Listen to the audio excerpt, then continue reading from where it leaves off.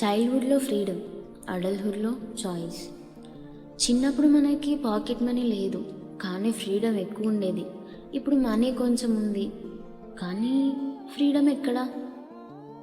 C, స్కూల్లో Sunday కోసం wait చేసేవాళ్ళం.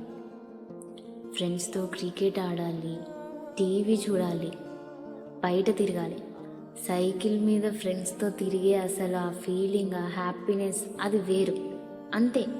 కానీ ఇప్పుడు వీకెండ్ వస్తే చాలు, పెండింగ్ వర్క్స్, బిల్స్, కాల్స్, ఇంకా రెస్పాన్సిబిలిటీస్, కెరియర్ మీద టెన్షన్. అసలు సెటిల్ అవుతామా లేదా? జాబ్ వచ్చిన వాళ్ళు నేను అసలు జాబ్లో హ్యాపీగా ఉన్నానా లేదా, వేరే జాబ్ చూసుకుందామా అని కొంతమంది. ఇంకొంతమంది వారమంతా కష్టపడి ఒక్క సండే రెస్ట్ తీసుకుందామని వాళ్ళు. నెక్స్ట్ వీక్ గురించి టెన్షన్.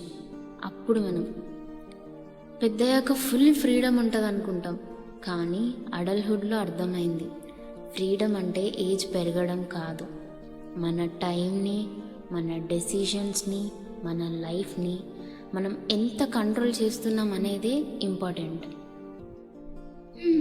మేబీ గ్రోయింగ్ అప్ అంటే ఏజ్ పెరగడం కాదు, రెస్పాన్సిబిలిటీస్ పెరగడం. ఈ ఫేజ్లో మీరున్నారా? ఉంటే కమెంట్ చేయండి. Don't forget to subscribe my channel.